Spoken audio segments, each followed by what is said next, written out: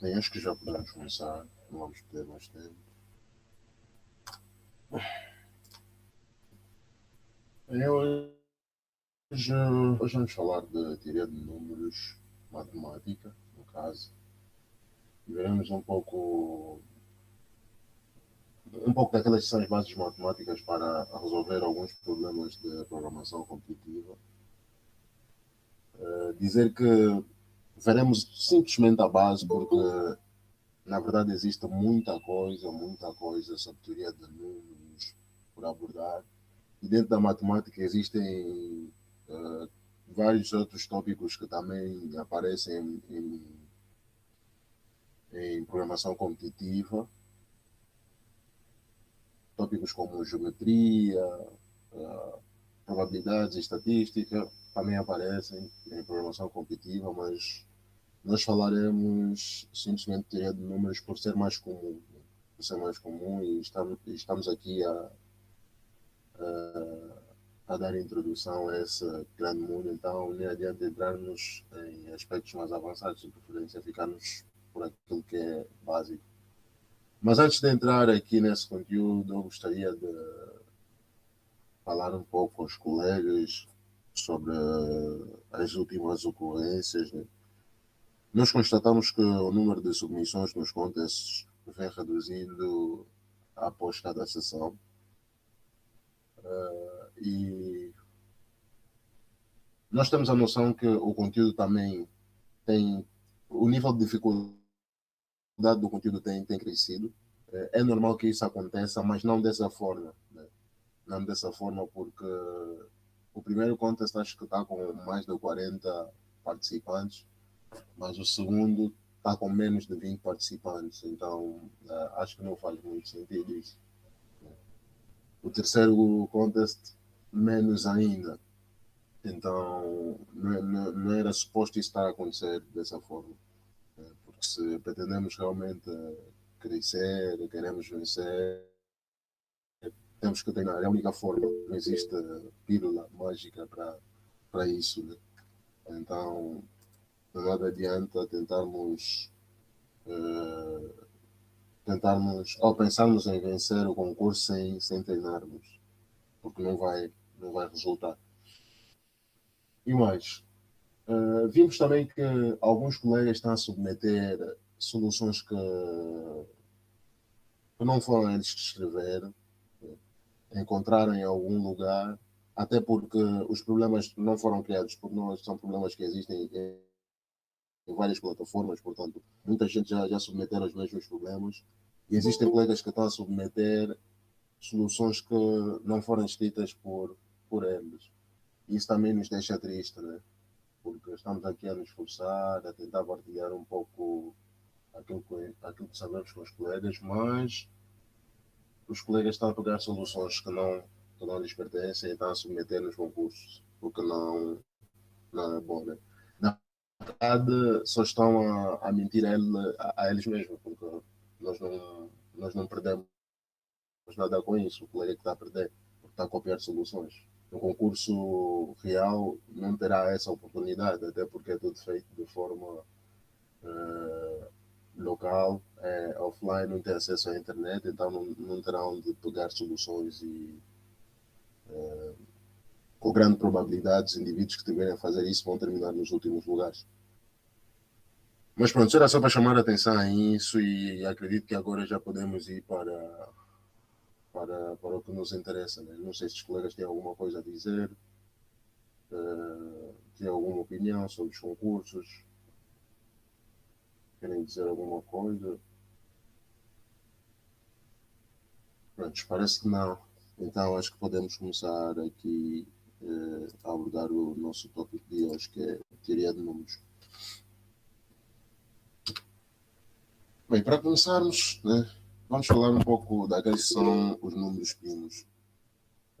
Os números primos, eles têm várias, mas várias aplicações em computação, em aplicações da vida real. Coisas como criptografia, usam números primos e, dentre outras coisas, no mundo da computação e engenharia, usam números primos. Portanto, aqui em programação competitiva também é comum nos aparecer problemas de números primos. E a noção de números primos acho que todos que estamos aqui conhecemos, até porque nos é ensinado muito cedo na escola, né? Que é basicamente que os números primos são números maiores que um que possuem exatamente dois divisores, no caso o número 1 e ele mesmo. Aqui temos temos exemplos de alguns números primos, esses que estão marcados em azul, no caso 2, 3, 5, 7. Os colegas conseguem ver e acho que nada é novo aqui, né? Nada é novo. Mas um grande problema é a determinação de números primos, né? Até o momento não se conhece, por exemplo, uma fórmula fechada para encontrar o enésimo número primo. Mas por vezes temos necessidade de encontrar o enésimo número primo. E como é que nós fazemos isso? Né? Primeiro, uma questão muito simples, em vez de tentar encontrar o enésimo número primo, é saber se um determinado número é primo ou não. Porque assim podemos criar uma forma sistematizada de encontrar o enésimo número primo. E o primeiro algoritmo que nos aparece à cabeça, né, é percorrer todos os números entre 1 a n e contar quantos números são capazes de dividir o nosso número, no caso, né, sendo que n é o nosso número. E acredito que neste momento os colegas já devem conhecer qual é a complexidade desse algoritmo. Se vamos percorrer todos os números de 1 a n, vamos fazer uma operação básica, que é basicamente verificar o resto da divisão para cada um dos números. Então, esse algoritmo tem complexidade linear. É basicamente um for loop que sai de 1, vai até n, a verificar se esse número consegue dividir o n ou não. E pronto. Nós temos esse algoritmo, mas a questão que surge é: será que conseguimos melhor que isso? Conseguimos melhor que n? E sim, conseguimos melhor que n, né, que é a complexidade de n, que é a complexidade linear, se olharmos um pouco para a teoria de números. Na teoria de números, temos que qualquer número inteiro positivo que não seja primo tem pelo menos um divisor maior que 1, que é menor ou igual à sua raiz. E com isso, nós não precisamos ir até n para saber se o número é primo ou não. Basta irmos até a raiz de n que conseguimos determinar se o número é ou não primo.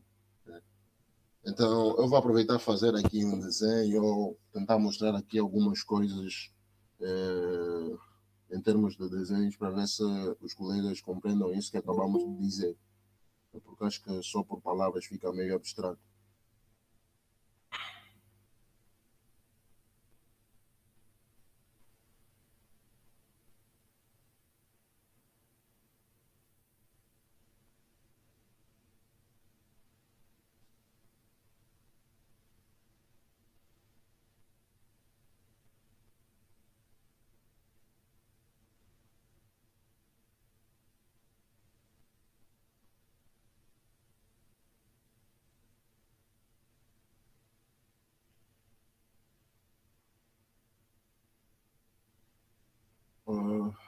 Bem, basicamente o que dissemos é que para verificar se o número n é primo ou não, nós não precisamos sair de 1 até n.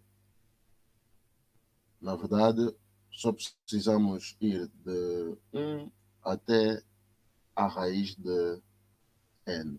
Foi isso que dissemos. Né? E vamos entender o porquê que isso é verdade. Né? Talvez algo que os colegas nunca repararam, mas os divisores de um número sempre aparecem aos pares. Ou seja, se A divide n, então existe um número B que multiplicado com A dá exatamente igual a n. E esse número B também é um divisor de n. essa barra que estou a meter aqui indica a divisão, né? Significa que B divide N. Aqui A divide N. Então, os números, ou os divisores de um número aparecem sempre aos pares. Se A divide B, então existe um número B que multiplicado com A é igual a N. E esse número também é um divisor de N. Assim sendo, o menor desses números, né, o menor de A e B, né, o menor de A e B, é sempre menor ou igual à raiz de N. Por quê? Imaginemos que A é um número que é maior que a raiz de N e B também é maior que a raiz de N. O que é que vai acontecer? Se multiplicarmos dois números que são maiores que a raiz de N, teremos um número que é maior que a raiz de N vezes a raiz de N.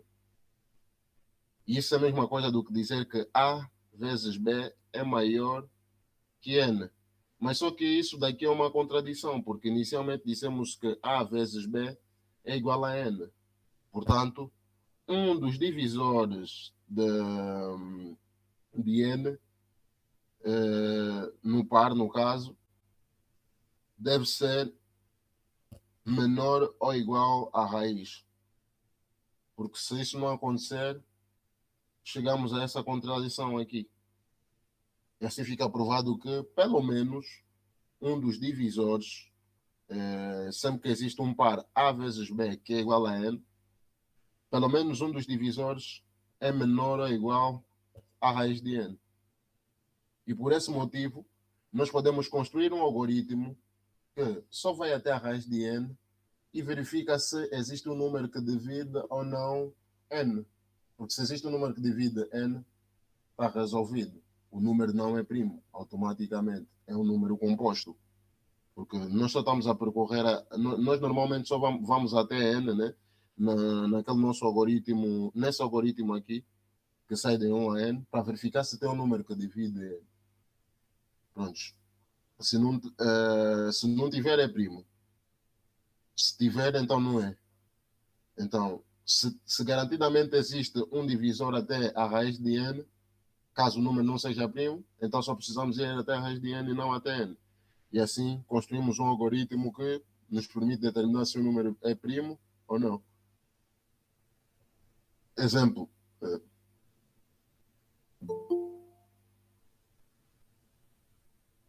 Se n for igual a 36, por exemplo, e pretendemos saber se 36 é primo ou não, nós não precisamos sair de 1 até 36.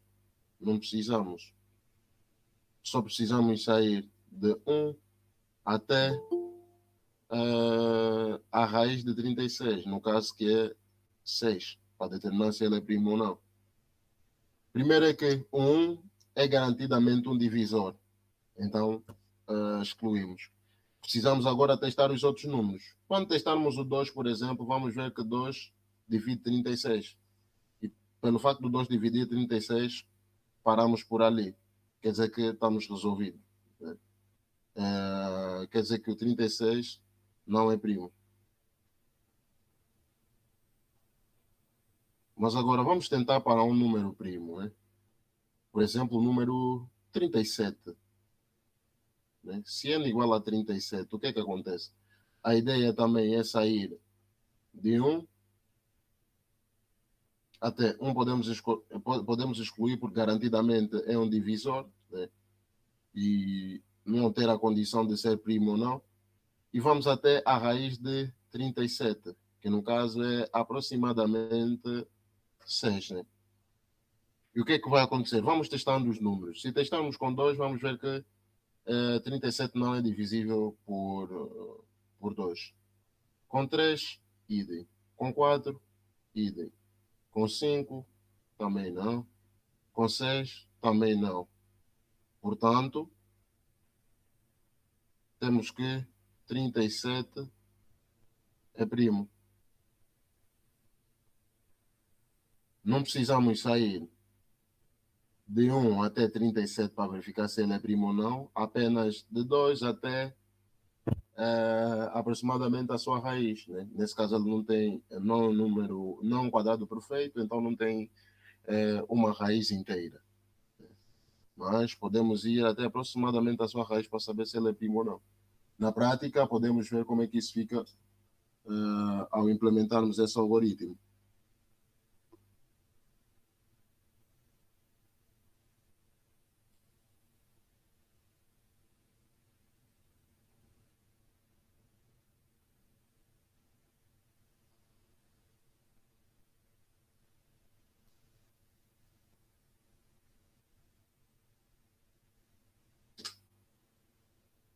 Pronto. Aqui é o algoritmo, fica uma coisa muito pequena e com complexidade melhor que n, né? Com complexidade de raiz de n. E a ideia é a seguinte: primeiro, se o número for menor que 2, garantidamente não é um número primo. Então retornamos falso. Mas se o número for maior ou igual a 2, só precisamos ir até a sua raiz para verificar se ele é primo ou não.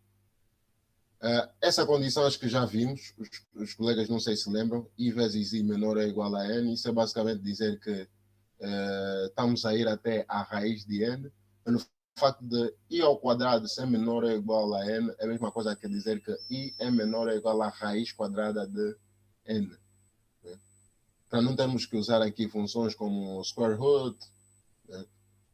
E já explicamos também as implicações de usar o square root ou de não usar. Então preferimos isto daqui, que é exatamente uma multiplicação simples. Se I vezes I for menor ou igual a N, que é a mesma coisa que dizer que I é menor ou igual à raiz de N, vamos verificar se esse número divide N ou não. Pronto, se divide N, então o número não é primo. Encontramos um divisor dele que não é 1 e nem ele mesmo, então não é primo. Se ao fim desse processo, né, se chegarmos até a raiz e não encontrarmos nenhum divisor, é porque o número é primo, então retornamos true, dizendo que é primo. E pronto, não sei se isso ficou claro para os colegas ou tem alguma questão acerca disso, ou se podemos avançar. É um algoritmo muito simples. A ideia é uma teoria que vem da teoria de números e entra aqui na programação para nos ajudar a resolver esse problema de forma eficiente. Não sei se está claro para os colegas ou se tem alguma questão. Seria bom.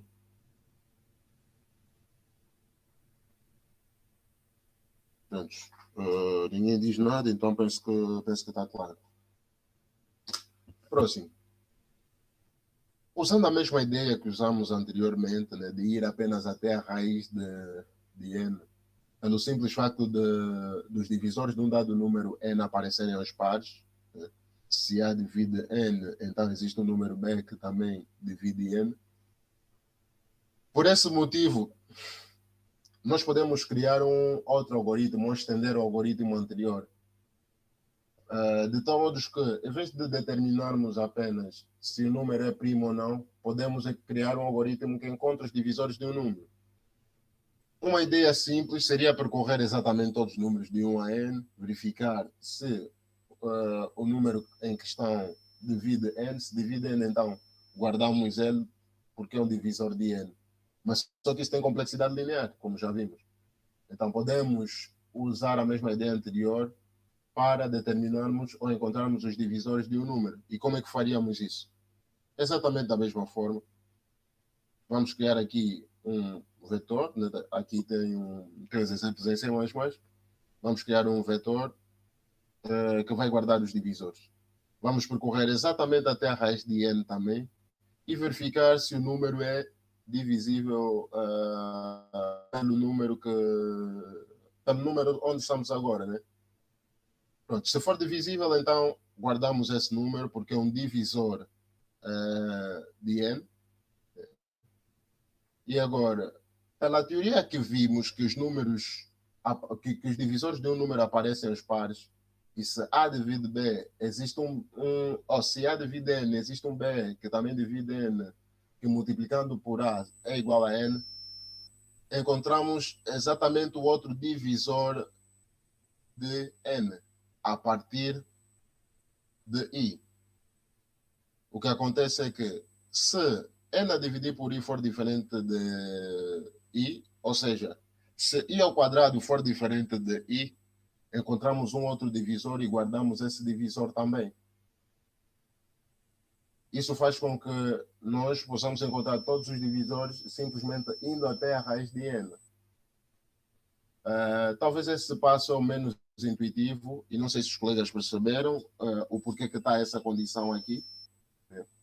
Por exemplo, no caso do 25, o que acontece no caso do 25? O único divisor do 25, diferente dele mesmo e de 1, é o 5, né? Porque 25 é 5 ao quadrado. Quando chegássemos aqui em 5 vezes 5, que é menor ou igual a 25, ele iria verificar que 25 é divisível por 5. Ok. Então quer dizer que 5 é um divisor de 25. Adicionaríamos na lista de divisores de 25.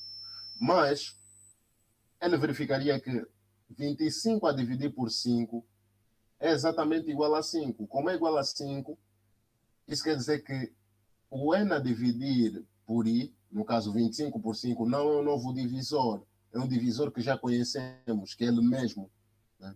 Isso acontece quando o número é um quadrado perfeito. Quando ele é um quadrado perfeito, nós caímos sempre nessa condição daqui. Por exemplo, no caso que nós vimos anteriormente, deixa-me ver qual foi o caso que nós vimos aqui de exemplo. O caso do 36, por exemplo. Vamos supor quando ele chegasse ao 2, né? Quando chegasse ao 2. 2 vezes 2 é 4. 4 ainda é menor que 36. 36, o resto da divisão por 2 é igual a 0. Portanto, 2 é um divisor de 36. O que é que ia fazer? Pegar, guardar o 2 na lista de divisores de 36. E ao fazer 36 a dividir por 2, daria 18. E 18 é diferente de 2. Então encontramos um outro divisor de 36, no caso, que é o 18. Quer dizer que é novo divisor, é diferente de 2, então podemos guardar ele. Isso aqui, na verdade, é só para evitar, essa condição que está aqui é só para evitar que guardemos divisores duplicados. Quando ele chegasse em 6, por exemplo, no caso de 36, 6 vezes 6 é menor ou igual a 36? Sim, é. Chegaria aqui, 36, esta divisão por 6 é 0, quer dizer que 6 é um divisor de 36, guardaria o 6 e verificaria a mesma condição. 36 a dividir por 6 é diferente de 6? Não, porque 36 por 6 é exatamente 6, então não voltaria a guardar o 6, porque o 6 já foi guardado aqui. Para evitar termos esse divisor duplicado na nossa lista, temos exatamente essa condição daqui. E é só isso, não há muito o que dizer nesse algoritmo, né? Não há segredo. Pronto. Mais uma extensão do algoritmo anterior. Né? Mais uma extensão. Para além de determinarmos os divisores, os colegas vão ver problemas que algumas vezes vão pedir para determinar se o número é primo ou não, para encontrar os divisores do número. Mas um outro problema muito interessante é a decomposição em fatores primos. E disse que os sistemas modernos, por exemplo, que usam criptografia só estão seguros porque ainda são desconhecidos métodos computacionais extremamente eficientes para a determinação ou para a decomposição em fatores primos. Se um dia conseguirmos chegar em algoritmos super eficientes para a determinação ou para a decomposição de números em fatores primos, automaticamente a segurança dos sistemas modernos será basicamente fraca, né? Os sistemas modernos passarão a ser inseguros, porque vamos conseguir quebrar a criptografia. Então, aqui temos algo interessante, que é a decomposição em fatores primos. Como fazer a decomposição em fatores primos usando exatamente a mesma ideia anterior? Acho que isso aqui fica mais intuitivo quando olhado tipo, a nível de desenho. Então, vamos desenhar mais uma vez para tentarmos compreender como é que esse algoritmo funciona, né?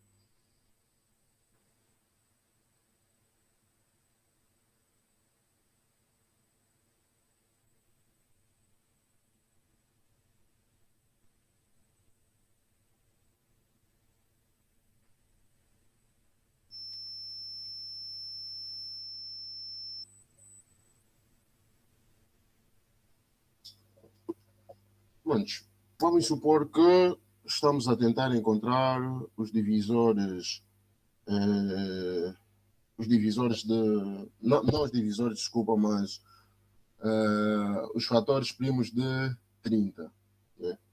Vamos fazer uma decomposição em fatores primos do número 30. Pelo que estamos a falar até o momento, só precisamos sair de 1, ou seja, 1 até estamos a excluir, mas só precisamos sair de 2 até aproximadamente a raiz de 30. Nesse caso, arredondando isso aí por defeito, só precisamos ir até 5. Né? Só precisamos ir até 5. E vamos tentar decompor o 30 usando exatamente a mesma ideia. O que acontece? Na verdade, o que temos que fazer é pegar, se temos 30, o primeiro a testar é o 2. Né? Se encontramos o 2 e verificamos que 2, na verdade, é um divisor de 30, então podemos pegar, dizer que 2 é um fator primo de 30. E o que é que fazemos? Pegamos 30 a dividir por 2, ficamos simplesmente com 15. E o próximo número é 15, já não precisamos nos importar com 30. A próxima coisa a verificar é, será que o 2 ainda divide 15? Não, 2 já não divide 15. Então podemos avançar para o próximo número. O próximo número, no caso, seria 3. 3. Ok. A nossa decomposição em fatores primos nesse momento está assim. Vou pôr aqui ao lado. 30 nesse momento é igual a 2 vezes alguma coisa. O 3. Será que o 3 divide 15? Sim, divide 15. Então podemos dividir. E deu 5. 5. Será que ainda é divisível por 3? Não, já não é divisível por 3. Então temos um único 3 na decomposição do 30. Vamos continuar com o processo. O 4. 4 divide 5? Não, não divide 5. Ok, tudo bem até aqui. Próximo passo, 5. 5 divide 5? Sim. E ficamos com 1. Prontos. Ficamos com 1, acabamos a decomposição. Quer dizer que o próximo número é exatamente o 5. E aqui temos a decomposição em fatores primos de 30. Se tivermos que aplicar esse algoritmo para um número, por exemplo, como o número 12, né? Vamos ver o que é que iria acontecer. Estamos a dizer que temos que sair no máximo de 2 até a raiz de 12, nesse caso, que é aproximadamente 3. Né? Primeiro fator a testarmos é o 2. 12 a dividir por 2. Isso é igual a 6. Portanto, na decomposição do 12, guardamos esse fator aqui, que é o 2. Será que 6 ainda é divisível por 2? Porque é o 2 que estamos a testar agora. Sim, é divisível por 2. E quanto é que nos dá? Dá 3. Então adicionamos mais uma vez o 2 aqui. Agora, 3. Será que o 2 é divisível por 3? Já não. Então temos que avançar. Vamos testar agora com 3. Que por acaso é o nosso último dígito. É o nosso último número, desculpa. 3. É divisível por 3? Sim, é divisível por 3. Ah, ok. Então, metemos o 3 também na nossa lista. E acabamos de fazer a decomposição em fatores primos do número 12, tendo que ir apenas até a sua raiz e não necessariamente até ele mesmo. E é exatamente esta ideia que implementamos também no nosso algoritmo. Né? Mas agora, o que acontece quando o número é primo? Né? Quando o número é primo, um número como o 13, por exemplo, vamos testar de 2 até a raiz de 13, que é aproximadamente 3 também. Vamos testar com o 2 e vamos ver que não lhe divide. Vamos testar com o 3 também e vamos ver que o 3 não lhe divide. E o que é que acontece nesse momento? Quer dizer que quando terminarmos o nosso ciclo de teste, que sai de 12 até aproximadamente a raiz de 3, a raiz de 12, que é 3, vamos ver que o número ainda continua sendo ele mesmo, ou seja, o número não passou a ser 1. Porque nesses casos aqui, o que aconteceu é que depois de dividirmos várias vezes, no fim, o número se transformou em 1. Aqui também o número se transformou em 1. Mas nesse caso, o número não se transformou em 1, permaneceu exatamente como estava. Então quer dizer que esse número daqui é primo e a decomposição dele é exatamente igual a ele mesmo. 3 é igual a 13, não temos mais o que fazer, pelo facto de ser um número primo. Passando isso em código, fica muito simples. Vamos ver como é que isso fica em código.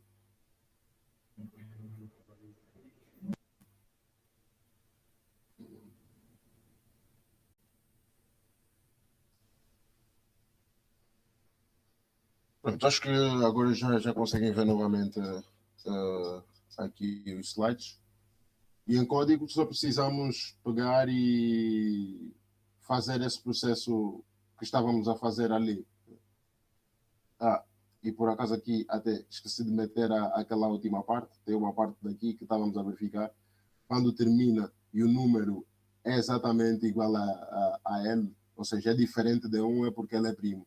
Então temos que adicionar mais uma linha de código aqui. Depois corrijo esse slide quando tiver que mandar para os colegas. Mas a ideia é exatamente essa. Pegamos no número N e criamos uma espécie de lista onde temos o número primo, né? Temos um par, onde o primeiro será o número primo e o seu expoente.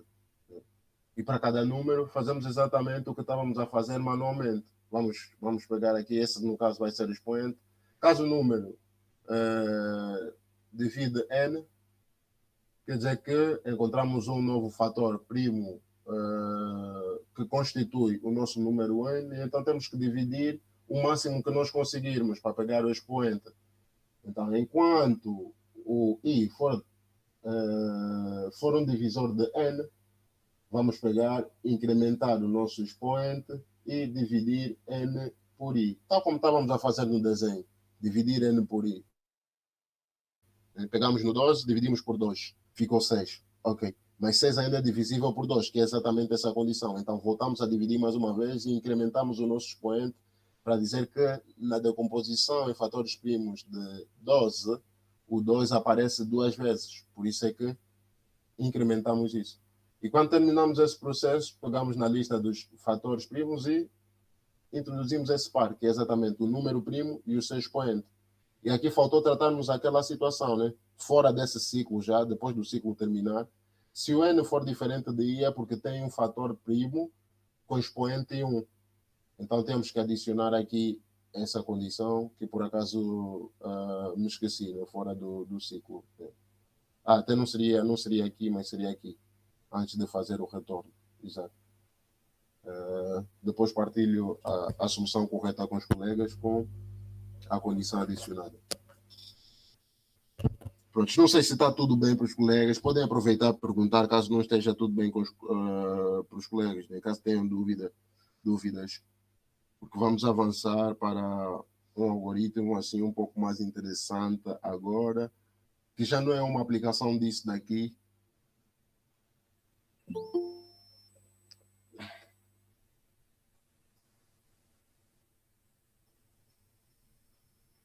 Pronto, os colegas não dizem nada, então acredito que está tudo bem, que podemos avançar. Crivo de Eratóstenes. Crivo de Eratóstenes. Especialista. Sim. O teu screen não está a apresentar. Não conseguem ver, ok. Eu consigo ver. Acho que tenho que fazer o PV.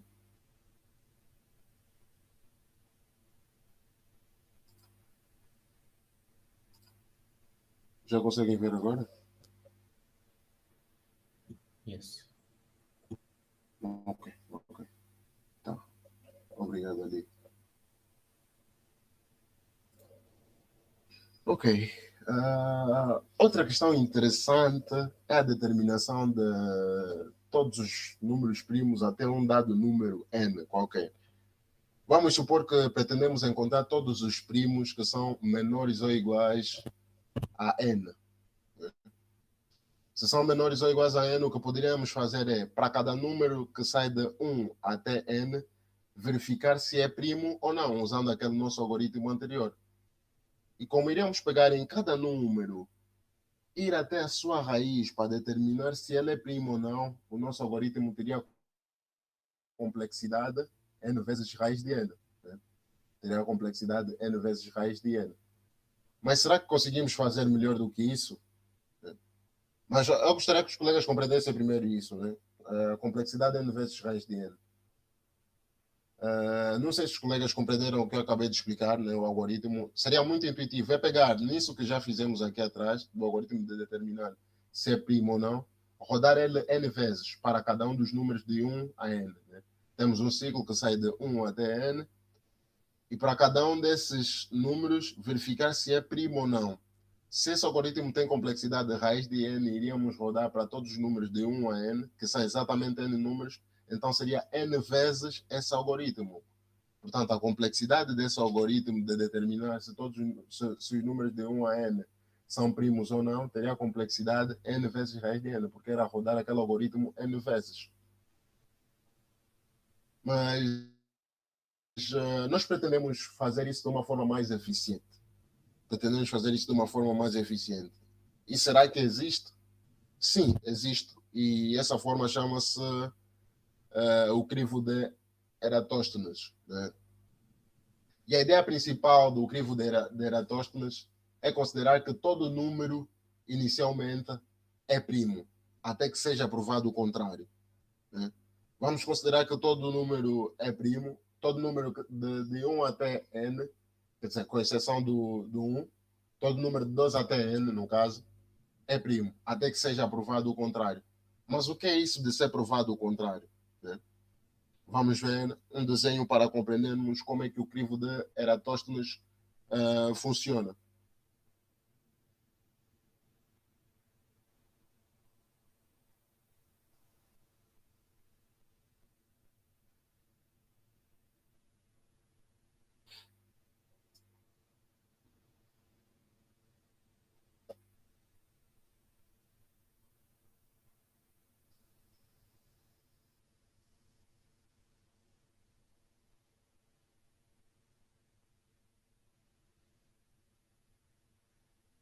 Pronto. Acho que agora já devem estar a ver. E vamos falar um pouco sobre o crivo. Eu acho esse algoritmo muito interessante e muito bonito. Espero que os colegas compreendam, né? A ideia do algoritmo é considerar que, inicialmente, todo número, todos os números de 2 até n, estamos a excluir o 1 porque garantidamente não é primo, todos os números de 2 até n são primos. E depois vamos eliminar aqueles que não são primos. E vamos ver qual é a abordagem utilizada para eliminar aqueles que não são primos.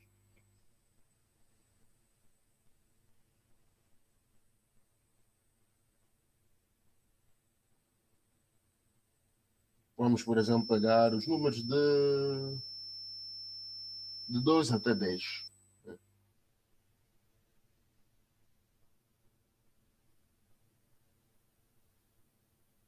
Aqui acho que está até 11. Está até 11. Pronto. Acho que está bem. Quanto maior o exemplo, melhor. Inicialmente, vamos considerar que todos são primos. É primo. Considera que todo número é primo. Todo número é primo até que seja provado o contrário. Então, se estamos a chegar em 2 e em 2 estamos a ver que 2 ainda é um primo, então quer dizer que ele efetivamente é um primo. E o que é que vamos fazer? Vamos eliminar todos os múltiplos de 2, porque todos os múltiplos de 2 são divisíveis. que esses números não são primos.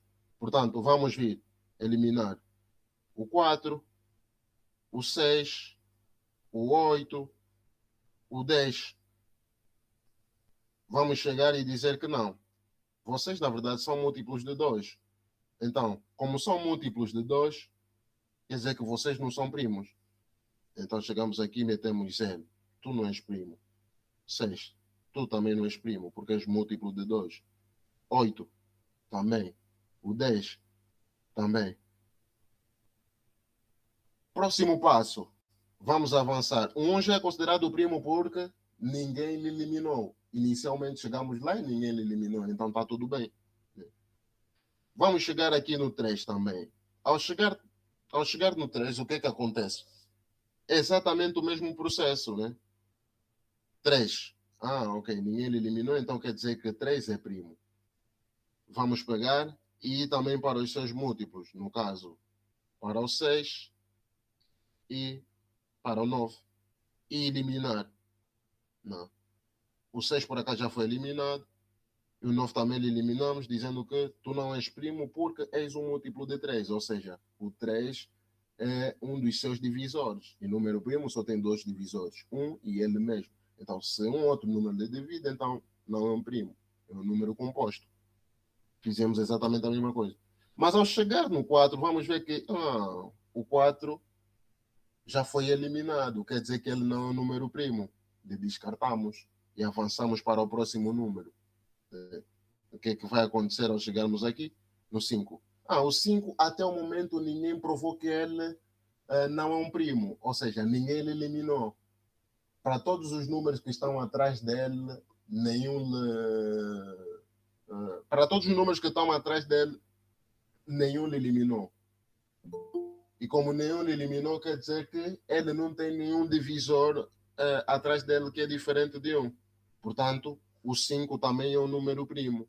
Bonito. Sendo o 5 um número primo, aplicamos exatamente a mesma lógica de eliminar os seus múltiplos. E o múltiplo de 5 que temos aqui é exatamente o 10. Chegamos aqui e eliminamos também, que por acaso já foi eliminado anteriormente pelo 2. E quais são os primos que encontramos até o momento? Havíamos encontrado o 3, o 2, o 3, agora encontramos o 5. Ao chegarmos no 6, vamos ver que exatamente a mesma coisa acontece. Não, o 6 já foi eliminado, então ele não é um número primo. Descartamos e avançamos para o próximo. Número 7. Número 7, ninguém provou o contrário. Então ele é efetivamente um primo. Então adicionamos o número 7 aqui na nossa lista de primos e eliminamos os seus divisores. E pronto, como só estamos a encontrar os divisores até n, não temos aqui, e eliminamos os seus múltiplos, desculpa. E como só estamos a encontrar os números primos até n, ao tentarmos no primeiro múltiplo de 7, que é o 14, vamos ver que o 14 é maior que 11. Então, não temos nada aqui a eliminar. Está tudo bem.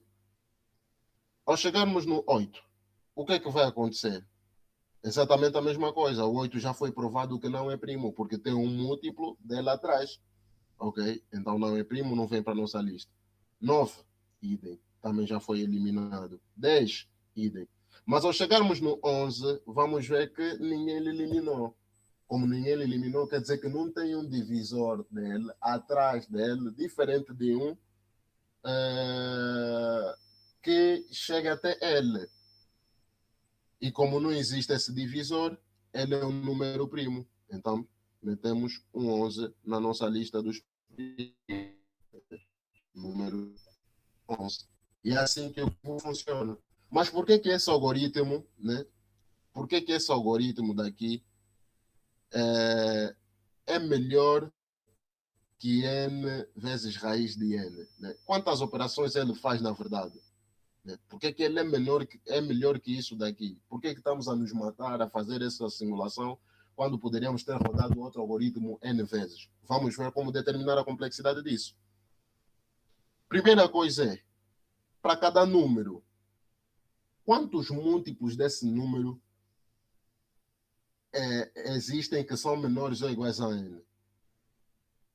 Para um dado número K, nós vimos que a quantidade de múltiplos, né? Múltiplos, vou fazer assim, múltiplos menores ou iguais a n, nós vimos isso, acho que foi na primeira sessão, que a quantidade de múltiplos de K menores ou iguais a n é exatamente n a dividir por K. E se n a dividir por K, estamos a rodar para os números tipo n por 2, n por 3, n por 5, assim sucessivamente, nós já vimos somas parecidas a essa, né? E vimos que a complexidade disso, na verdade, quando ficarmos a somar tudo, isso vai dar algo que é menor ou igual a n logaritmo de n na base 2. Né? Até nós normalmente não metemos a base, porque já sabemos que quando estamos a trabalhar aqui em Big O Notation, a base é 2. Nós já vimos que esse somatório é menor ou igual a isso. E essa função que está aqui, n log n, é melhor que n raiz de n. Vamos supor para um n minimamente pequeno, n igual a 1024, né? N igual a 1024, o que é que vamos ter? 1024 vezes raiz de 1024 e aqui vamos ter n vezes logaritmo de 1024 na base 2. Logaritmo de 1024 na base 2 é igual a 10, né? Logaritmo de 24 na base é igual a 10. E raiz de 1024 é 12 elevado a 10. Né? A raiz disso aqui, vamos ficar com 12 elevado a 5 ao quadrado, que é exatamente 32. 32 é maior que 10. Então quer dizer que essa função daqui é melhor que essa daqui. Né? 32 é maior que 10, então essa função daqui é melhor que essa daqui.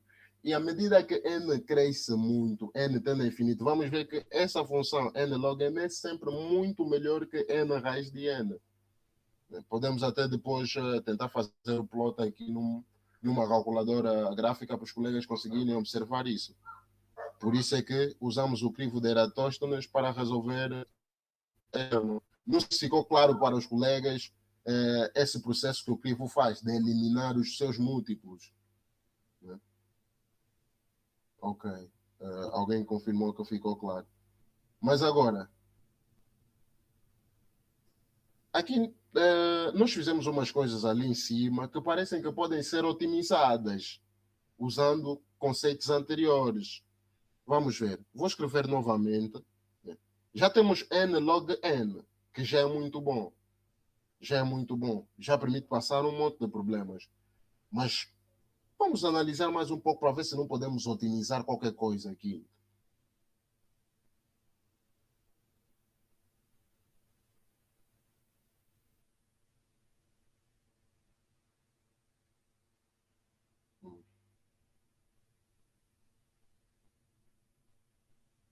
Ok. Vamos analisar esse processo. Né? Inicialmente todos foram considerados como primos. E o que é que aconteceu? Chegamos no 2, como ninguém diz o contrário, ninguém diz que lhe divide, então o 2 é exatamente um primo. Muito bem. O próximo passo que havíamos feito era eliminar os múltiplos. Ok. Não são primos porque são divisíveis por 2. O próximo número que chegamos aqui foi exatamente o número 3. Ok. Número 3. E vimos que ninguém disse o contrário, então ele também é um primo. Temos que eliminar os seus múltiplos. Mas acontece que, ao tentarmos eliminar o 6 na verdade já foi eliminado, né? Deixa eu desenhar bem isso. Ao tentarmos eliminar o 6 na verdade já foi eliminado. Será que precisamos gastar tempo em vir mais aqui eliminar o 6, sabendo que ele já foi eliminado? Por que não vamos logo no próximo número que ainda não foi eliminado?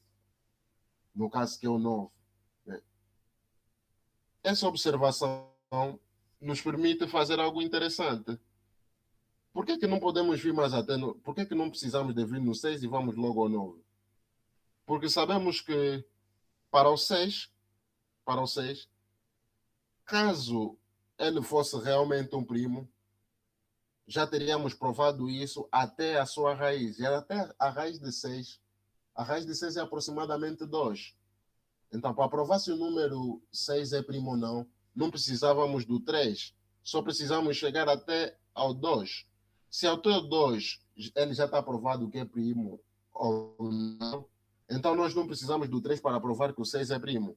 Então não vamos começar do 6, vamos começar do 3 vezes 3, que é exatamente 3 ao quadrado. Quer dizer que podemos sempre começar de 3 vezes 3 e não do próximo primo de 3. Para qualquer número primo que aparecer aqui, nós podemos sempre começar, se o número P é primo, podemos sempre começar a matar os seus múltiplos a partir de P vezes P, e não de P vezes 2, porque P vezes 2 já foi morto por outro número atrás. Isso nos permite dar um boost no nosso algoritmo, nos permite acelerar o nosso algoritmo. E é exatamente essa a ideia. Deixa eu só eliminar todos os outros que não são primos. Esse aqui depois seria eliminado também, né? Pronto, o novo seria eliminado agora. E certo, todos que ficaram são primos. Uma outra análise é que se queremos determinar números de 1 a n, no caso aqui de 2 a n apenas, de 2 a n que não são primos, ou que são primos e os que não são primos, nós não precisamos ir exatamente até n. Só precisamos ir até a raiz de n. Nós já vimos isso. Quer dizer que esses testes que fizemos aqui, esses testes que estávamos aqui a fazer, aqui na parte de cima, testamos todos os números até ao próprio n, que no nosso caso o n é 11, nós não precisávamos disso. Só precisávamos ir até a raiz de 11. E quem é a raiz de 11? A raiz de 11 é aproximadamente 3. Ao chegarmos em 3, já teríamos a certeza quais são os primos que estão entre 2 e 11. Vamos ver se isso é verdade ou não.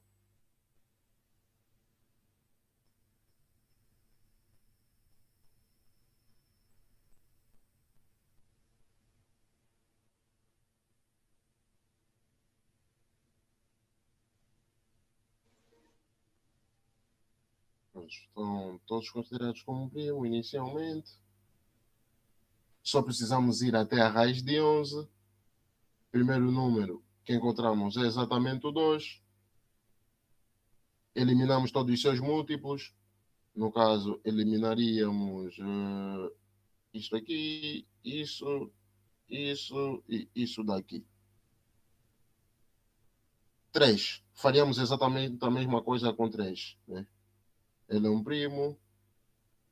Vamos eliminar. O 6, falamos que já não vamos eliminar, começamos a partir do 9. Então, eliminaríamos o 9. E chegamos exatamente à raiz de n. No nosso caso, o n é 11. Então, a sua raiz é aproximadamente 3. Só precisávamos, na verdade, verificar esses dois números para saber se todos os números entre 12 e 11 são primos ou não. Não precisamos verificar mais nada. Por causa da teoria anterior que falamos. Se existe um divisor do número, então existe pelo menos um divisor que é menor ou igual à sua raiz. Se existe um divisor de 10, então existe um divisor dele que é menor ou igual à sua raiz. E para todos os números que estão aqui em cima, né, todos os números que estão aqui, a sua raiz é menor ou igual a 3. Então só precisamos chegar até aqui. Só precisamos verificar dois números. Todos os outros que não foram provados como não primos, ou seja, como números compostos, é porque são efetivamente primos. Ninguém lhes matou até a sua raiz, então está tudo bem. Quer dizer que o 12 é primo. Depois, no fim, se percorrêssemos toda a rei e verificássemos, daríamos conta que 5 ninguém lhe provou que não é primo, então ele é um primo. O 7, idem. E o 11 também, idem. Ninguém lhe provou que não é primo. Então, esses aqui são efetivamente os números primos.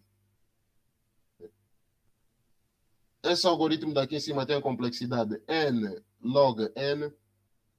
Esse algoritmo daqui tem complexidade n log de log n. E sabemos que log de n é menor que n. Então, esse algoritmo ainda é melhor que o algoritmo que tínhamos aqui em cima. Né? E é melhor que log. E isso tem essa complexidade porque esse somatório, né? Porque aqui só estamos a verificar números até a sua raiz e só estamos a passar pelos primos. Esse somatório aqui da série harmônica dos primos, né? Série harmônica dos primos que vão até a raiz de n, vão até a um dado primo, P, tal que P é aproximadamente a raiz de n. Esse somatório daqui é menor ou igual ao logaritmo de logaritmo na base n. Isso são resultados que vêm lá da matemática. Isso daqui é menor ou igual lá ao logaritmo do logaritmo de n. E por esse motivo, essas otimizações que ficamos a fazer aqui no processo dão um boost no nosso algoritmo. Não sei se ficou claro, porque é muito importante entender isso no desenho, colegas, antes de irmos para a implementação. A implementação é muito simples. É fazer isso que estamos a fazer no desenho. Então, a minha ideia aqui é tentar passar essa noção intuitiva para os colegas, como é que isso funciona, porque os colegas podem até esquecer as linhas de código que permitem construir o crivo de Eratóstenes, mas se lembrarem como é que ele funciona, os colegas vão sempre conseguir construir ou reconstruir a ideia e implementar em qualquer linguagem. Será que está claro para os colegas?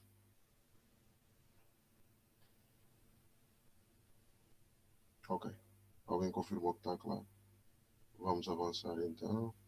Vamos para os slides mais uma vez.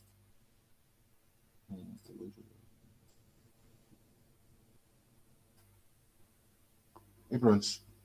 Esse é o crivo que acabamos de ver. Agora vamos ver a sua implementação, né?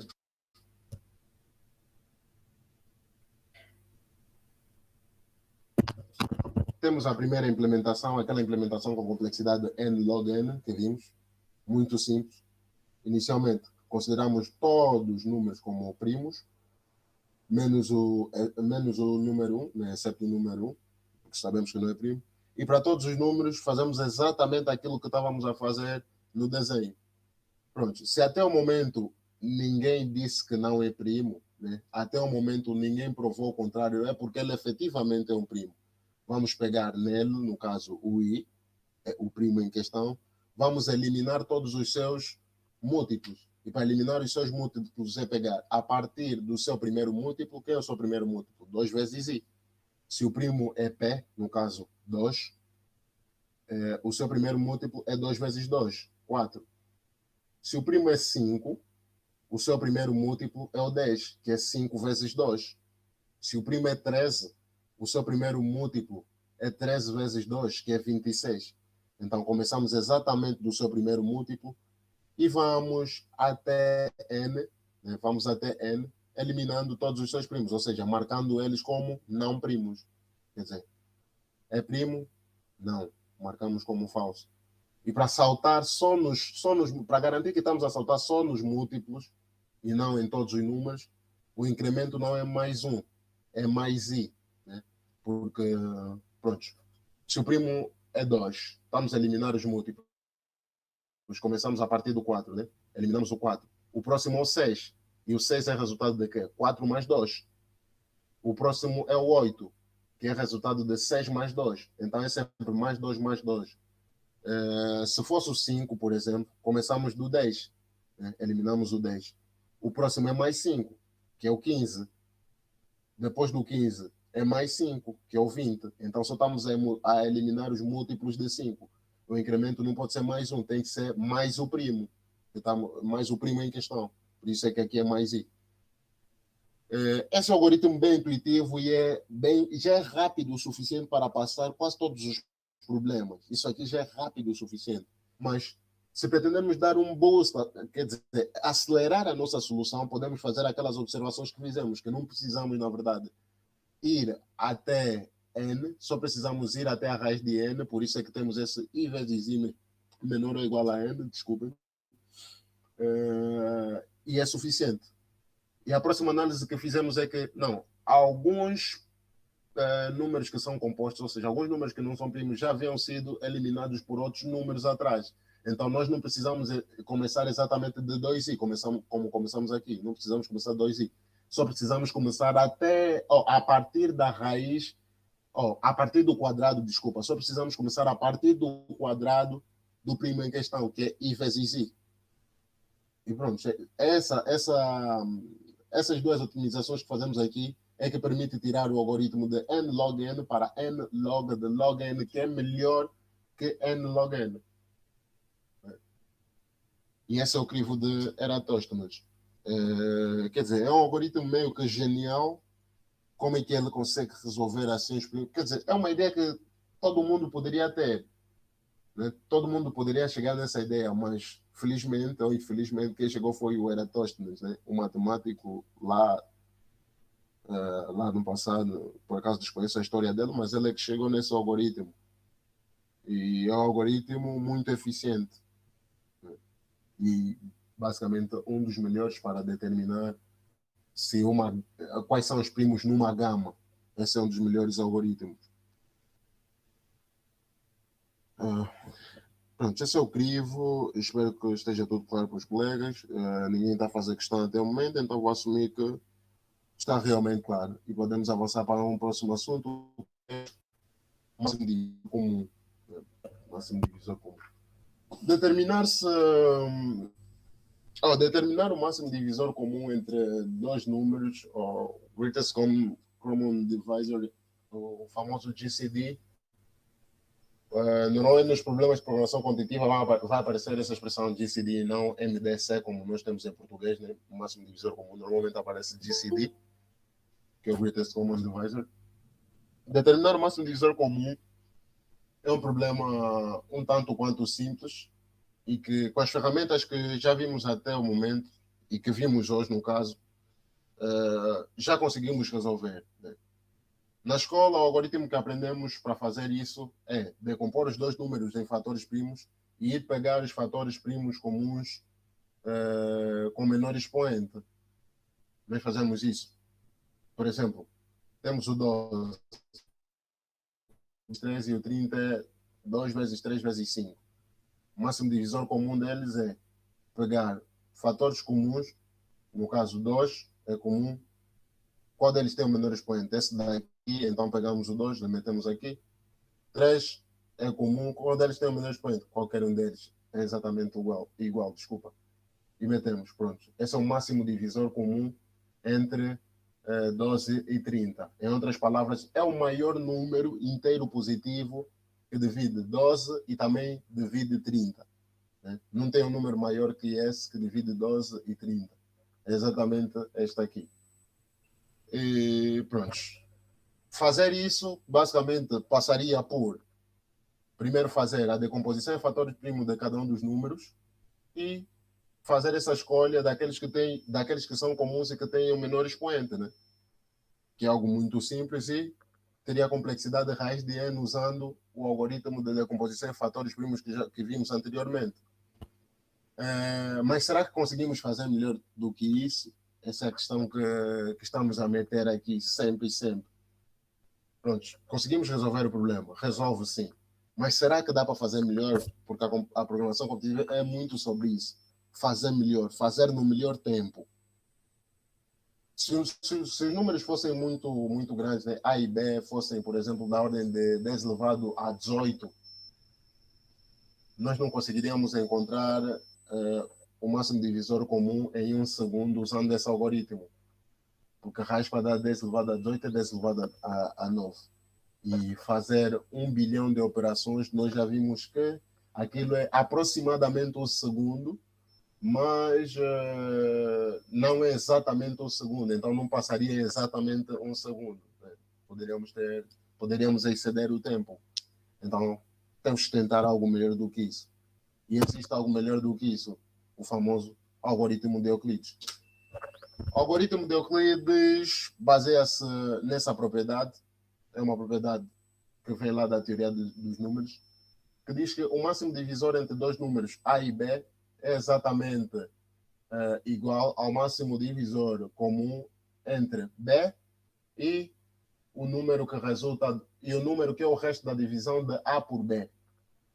Né? O número que é igual ao resto da divisão de A por B e B tem como máximo divisor o mesmo número que é o máximo divisor de A e B. E simplesmente com essa propriedade tão pequena, nós conseguimos sair de um algoritmo que teria complexidade raiz de n, assumindo que n é o maior dos números entre A e B, e saímos para um algoritmo que tem complexidade logaritmo do menor entre A e B. E como é que faz isso? Pronto. Ou seja, como é que fazemos isso? Usando uma função recursiva. O que precisamos fazer é, o caso base, quando B for igual a zero, ou se B for igual a zero, é porque o máximo divisor comum deles é exatamente igual a A. É só verificar. O máximo divisor comum entre qualquer número e zero é exatamente esse número. Por exemplo, o máximo divisor entre 14 e 0. Né? Qual é o maior número que divide 14 e divide também o 0? É o próprio 14. Que divide 20 e divide o 0. É o próprio 20. Então é exatamente isso que temos aqui, o nosso caso base. Se isso acontecer, é porque é o próprio número. Pronto, é o próprio número A. E se não acontecer, o que é que vamos fazer? Dessa propriedade que temos aqui, o GCD, né, o máximo divisor comum de A e B, é o mesmo que o máximo divisor comum de B e o resto da divisão de A por B, tal como temos aqui na propriedade. Então, reduzimos esse nosso problema a um problema menor, porque garantidamente A por B é um número que é menor que B. O resto da divisão de um número por um número B é sempre um número que é menor que B. Então estamos a reduzir a um problema menor e estamos a reduzir na escala logarítmica, porque a maior quantidade de vezes que conseguimos dividir um dado número por um outro número maior que 2, nós vimos que tem ordem logarítmica. E por ter ordem logarítmica, a complexidade de tempo passa a ser log. E é assim que funciona o algoritmo de Euclides. Os colegas podem implementar isso, são basicamente 3 linhas, o problema fica resolvido, mas nas linguagens de programação normalmente já tem isso aqui implementado, né? Esse método já está implementado em C++, tem, Java, idem, quer dizer, nunca usei em Java nem em Python, mas garantidamente existe isso aqui. Não, em Python já usei sim, e existe. Só nunca usei em Java, mas garantidamente existe o GCD também em Java. É só os colegas olharem aí para a documentação da linguagem que vão encontrar um método que faz exatamente isso. Mas se tiverem que implementar, os colegas sabem também a implementação, são 2 linhas, usando essa propriedade daqui. E não há muito a explicar sobre o GCD, não sei se os colegas têm alguma dúvida ou se está tudo bem. Esse é o famoso algoritmo de Euclides. Portanto, se está tudo bem, o próximo passo é falarmos um pouco sobre o mínimo múltiplo comum. Na escola, normalmente, quando falamos de máximo divisor comum, também falamos de mínimo múltiplo comum. E em problemas, os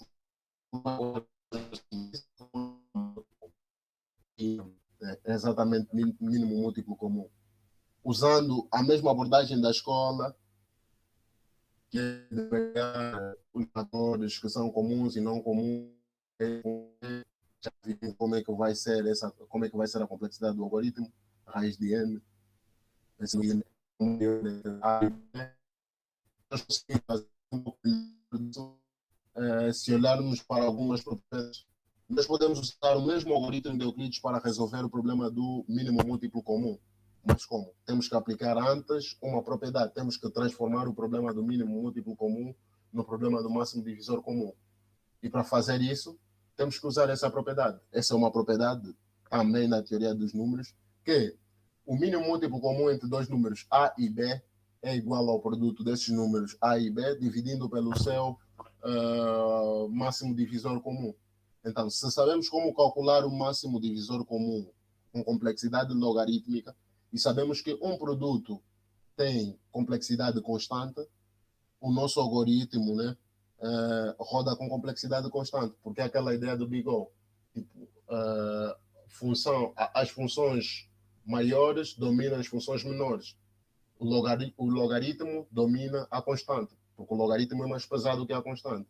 Aqui vamos fazer uma única operação, aqui embaixo vamos fazer log do menor entre A e B, e somando essas duas operações fica exatamente log, né? Porque em termos de Big O Notation, o maior consome o menor, e nós vimos isso lá na primeira sessão. E fica exatamente isso. Na verdade, era só conhecer essa propriedade que o problema ficaria resolvido. O problema ficaria resolvido. Pronto, esse é o mínimo múltiplo comum, e agora seria interessante vermos um outro problema que também é muito, muito bonito, que é a exponenciação binária. Acho que eu fui falando sobre esse algoritmo venho falando, na verdade, desse algoritmo desde o primeiro dia. Desde o primeiro dia, que eu venho dizendo que, na verdade, é possível fazer calcular uma potência sem ter que fazer muitas multiplicações. Se pretendermos calcular 2 elevado a 1024, não precisamos fazer 1024 multiplicações, tipo 2 vezes 2 vezes 2 vezes 2, 1024 vezes para dar o resultado. Não precisamos fazer isso. Na verdade, precisamos fazer muito menos do que isso. E vamos ver como é que isso é possível, né? Vou fazer aqui um desenho para os colegas conseguirem compreender.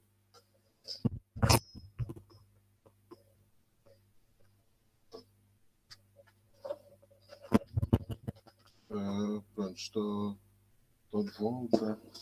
Isso havia parado aqui e não conseguia mais mexer. Mas estou de volta. Pronto, exponenciação binária, né? A ideia é calcularmos potências sem termos que fazer muitas multiplicações. Vamos ver como é que isso é possível, né?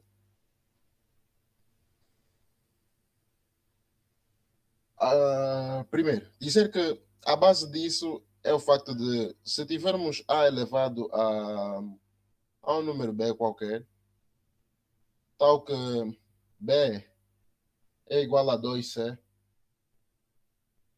então temos algo da forma A elevado a 2C, que pode ser visto como A elevado a C vezes A elevado a C.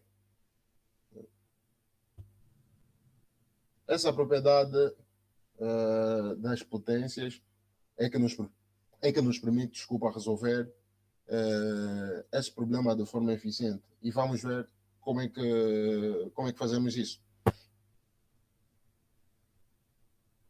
Exemplo. Vamos supor que temos 2 elevado vou pôr um expoente assim.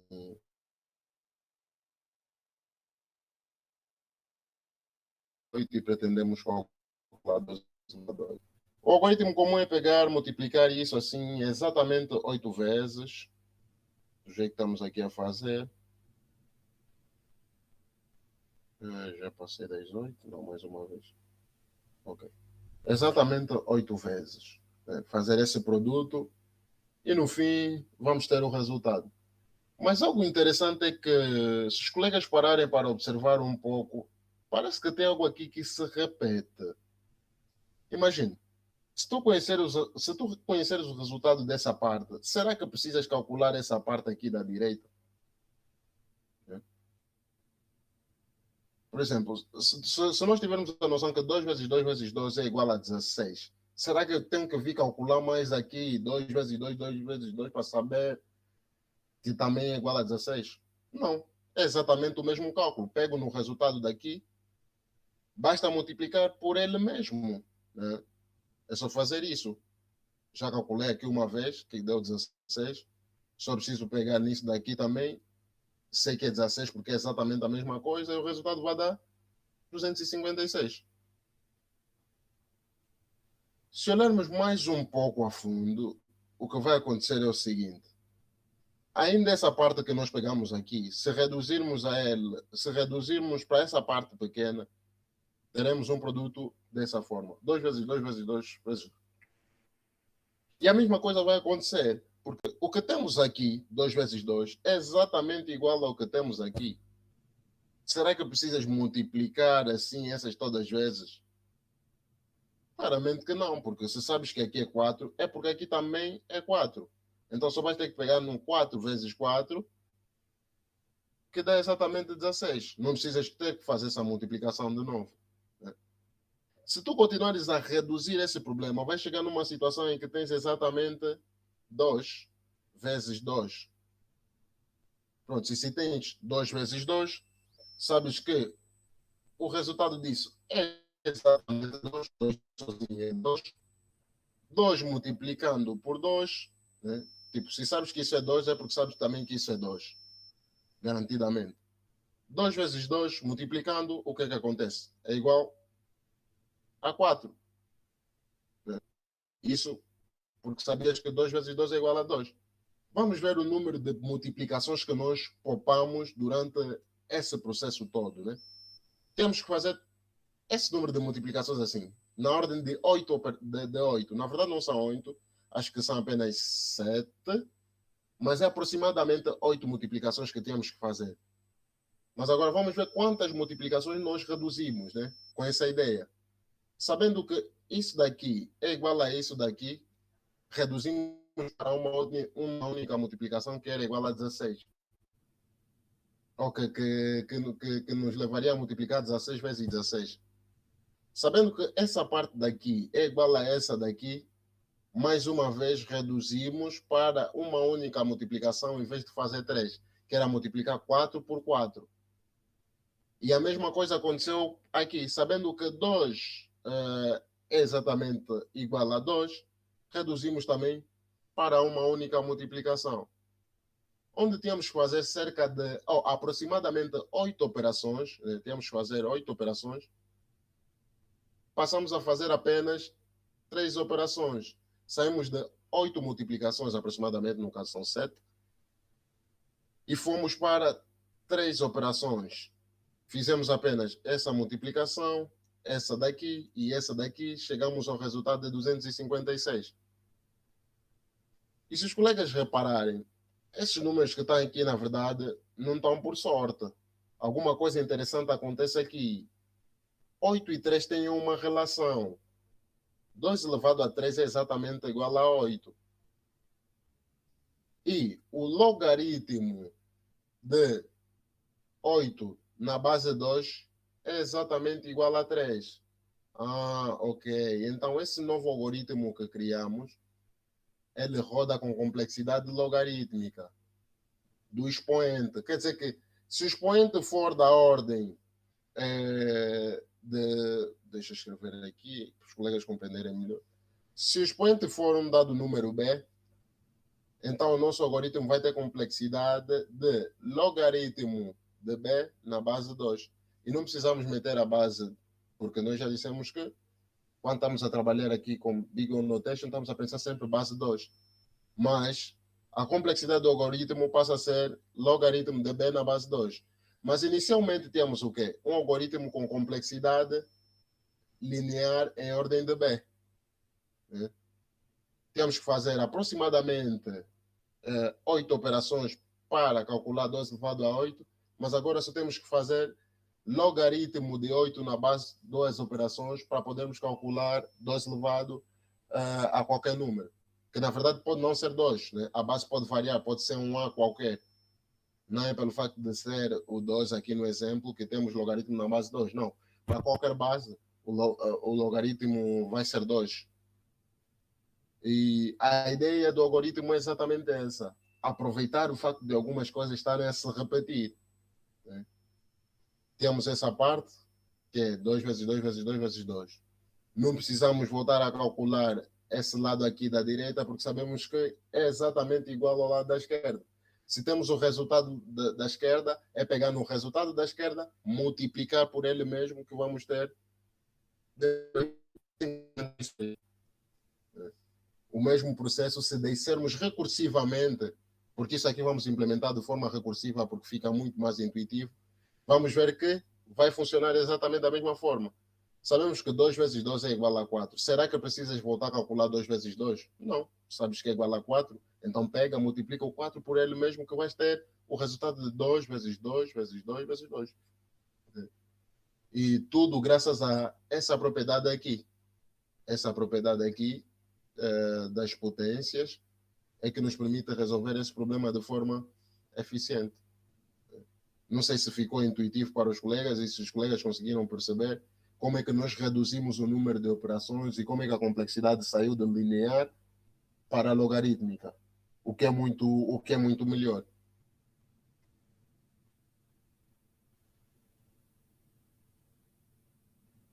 Okay. Alguns colegas confirmaram ali. Pronto, é isso. Se o expoente fosse 1024, eu gosto do 1024 porque, sabe, eu acho que os colegas sabem, né? É o 1024. Pronto, não precisa argumentar muito. Se o expoente fosse 1024, tínhamos que fazer aproximadamente 1024 operações. Na verdade, 1023, do jeito que estamos a ver aqui. Mas com esse nosso novo algoritmo, né, que é a exponenciação binária, binary exponentiation, só temos que fazer logaritmo de 1024 na base 2, ou seja, 10 operações. Imagina, poupar esse número de multiplicações. Fazer 1024 multiplicações demoraria muito, mesmo se fosse à mão. Se tivéssemos que fazer à mão essa conta, demoraria muito. Mas fazer 10 operações à mão é muito mais rápido, né? Então, os algoritmos de programação competitiva, como eu disse da outra vez, transcendem os concursos de programação. São coisas que muitas das vezes podemos aplicar na vida real, né? Um exemplo, por exemplo, é a busca binária, né? Nós, quando estamos a pesquisar algo no dicionário, estamos a pesquisar algo que começa, por exemplo, com a letra R. Nós não vamos pegar e ir para o início do dicionário. Não faz muito sentido. Nós normalmente vamos para o meio do dicionário, abrimos o dicionário assim ao meio e vemos, não, aqui onde eu caí, ainda estou distante do R. Então, elimino a parte da esquerda porque não faz sentido procurar ali e vou procurar no lado mais à direita, né? Tu estás a aplicar busca binária sem perceber. Nós, quando estamos a consultar o dicionário, aplicamos busca binária, mas sem perceber, porque você não vai procurar aí em A, B, C, sabendo que tu estás à procura de uma palavra que começa em R, né? E é isso. Esse produto, essa ideia que estamos a ver aqui da exponenciação binária, desculpa, podemos aplicar também na vida real, quando tivermos que calcular potências enormes, né? E otimizamos o processo. Essa é a ideia e vamos ver em código como é que isso fica, né, em termos de implementação. Mas espero que os colegas estejam a perceber. Hoje os colegas não estão a questionar nada. Acontece da mesma forma se o expoente for ok, muito obrigado. Eu já estava para me esquecer, estava a passar para a implementação. Boa, muito obrigado, colega. O colega perguntou ali, e se o expoente for ímpar, né? Vamos ver o que é que acontece quando o expoente é ímpar. Prontos. Temos 2 elevado a 9, em vez de 2 elevado a 8 agora, né? Agora ficou 2 vezes 2 vezes 2 vezes 2 vezes 2 vezes 2 vezes 2 vezes 2 e vezes 2. Assim, certo? A ideia vai ser a seguinte. Vais continuar dividindo aqui ao meio. Vais ver que isso daqui é igual a isso daqui. Mas só que restou um número. Restou um 2 à parte. Então esse 2 você vai ter que compensar, né? Vai ter que compensar mais tarde. Depois de calculares o valor disso daqui, que é 2 elevado a 4, né, que vai te dar 16, aqui também, sabes que é igual a esse daqui, vai te dar 16. Depois de teres esse valor e multiplicar por ele mesmo e te retornar 256, como tu sabes que o teu expoente é ímpar, vais ter que compensar, multiplicar por esse 2 que está aqui, né? Vais vir fazer vezes 2, para ficar 512, desculpa. A ideia é compensar. Quando tu notas que o teu expoente é ímpar, então vais ter que multiplicar uma vez a base para poder compensar. E é assim que funciona o algoritmo. Não sei se ficou claro para o colega. Tu vais dividir e vais ver. Ok, o Sebastião confirmou que ficou claro. A ideia é sempre compensar. Porque poderia, por exemplo, não ser no primeiro passo. Vamos ver um caso em que não é no primeiro passo, onde tu compensas num passo mais abaixo. Deixa eu ver. 6, por exemplo. 2 elevado a 6. Isso é 2 vezes 2 vezes 2 vezes 2 vezes 2 vezes 2, mais uma vez. Pronto. Aqui tu vais fazer o seguinte, ok. Isso daqui e isso daqui é exatamente a mesma coisa. O resultado que vais ter aqui é exatamente o resultado que vais ter aqui. Até aqui tudo bem. Mas agora, quando tiveres a calcular essa parte, 2 vezes 2, vais chegar exatamente no problema da compensação. Ah, não. Eu sei que isso daqui é igual a isso daqui, mas só que tem um 2 que aparece aqui. E esse 2, o que é que eu vou fazer? Vou ter que compensar depois, quando eu tiver a fazer a multiplicação. Então, sabes que 2, ele mesmo é só 2. Se isso daqui é 2, então essa parte daqui também é 2. Vais multiplicar por 2 e vai dar 4. Mas só que, como isso daqui é ímpar, né? Porque na verdade você reduziu o teu problema. Era 2 elevado a 6, mas depois chamaste a tua função para calcular 2 elevado a 3, né? Que é pegar na tua potência, pegaste na tua potência inicial, dividiste por 2 e te deu 3. Reduzindo para o problema menor, que é calcular 2 elevado a 3, vais ver que, não, o expoente é ímpar. Então vou calcular essa parte, que é 2 elevado a 2, e vou depois multiplicar com isso daqui, né? Vou multiplicar com isso daqui, para poder ter 4 vezes 2, que é igual a 8, né? É a compensação que fizemos. A compensação pode nem sempre ser feita no primeiro passo, que é aqui. Aqui nós fizemos no primeiro passo porque era 12 elevado a 9. Mas aqui notamos que a compensação não foi feita no primeiro passo. Foi feita no segundo passo, depois de dividirmos para um problema menor. E muito obrigado pela questão, colega. Estava a esquecer isso. Isso é muito importante. E é um dos detalhes que deve ser tido em conta no momento da implementação do algoritmo. E vamos ver que no algoritmo existe exatamente uma parte que é dedicada a isso, né? E outra coisa, o colega fez bem de dizer, quando temos um dado número n, né, se fizermos uma divisão inteira desse número n por 2, se o número for par ou se o número for ímpar, vai dar aproximadamente a mesma coisa se for L ou N mais 1. O que eu quero dizer, na verdade, é o seguinte: imaginem que eu tenho 5, divisão inteira por 2. Divisão inteira é sempre arredondada por defeito, então vai me dar 2. Mas se eu pegar no 4, dividir por 2, a divisão inteira também vai me dar 2, né? Por esse motivo, quando tivermos a construir esse algoritmo, quando tu fizeres 6 a dividir por 2, vai dar 3. Quando fizeres 3 a dividir por 2, né, para reduzir, porque nós estamos a reduzir o problema a um problema menor, sempre. Então vais tentar fazer 3 a dividir por 2, porque é para calcular só uma parte. O que é que vai acontecer? Ele vai te dar 1. 3 a dividir por 2, 3 a dividir por 2, divisão inteira, vai dar 1. E deixa eu pôr também que é divisão inteira. Então vais calcular 2 elevado a 1, que vai te dar exatamente 2. E sabes que aqui tens exatamente a mesma coisa que tinhas, então é 2 vezes 2 que vai te dar 4, mas só que o teu expoente é ímpar. Quer dizer que tem um que ficou de fora. É nesse momento que você vai dar conta que o teu expoente é ímpar. Como o teu expoente é ímpar, ok, então é nesse momento que eu tenho que usar esse 2 que está aqui para poder compensar, né? Porque a ideia do algoritmo vai ser sempre essa: chegas com um dado expoente B, chamas o teu algoritmo para o expoente B por 2, porque tu sabes que ao fazer B por 2 vezes B por 2, sabendo que é divisão inteira, vais ter aproximadamente B, né? E só não vai ser B quando o B é ímpar, né? B ímpar, terás que compensar uma vez, fazer uma multiplicação pela base, né? Quando B é ímpar. B par vai ser exatamente igual, né? B par vai ser exatamente igual.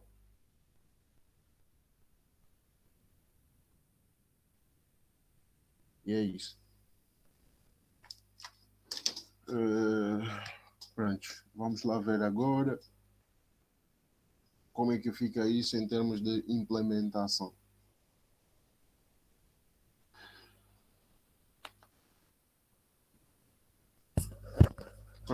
Em termos de implementação, é fazer tudo aquilo que fizemos no desenho. É sempre assim. Se os colegas terem a capacidade de imaginar, desenhar, muitos problemas vão ficar fáceis.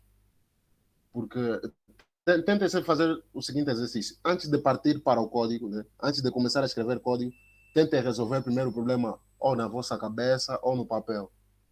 Porque se fizerem isso, quando chegarem para o código, vai ser rápido, aquilo vai ser só deslizar. Porque é basicamente tirar o que está no papel para código ou tirar o que está na tua cabeça para código.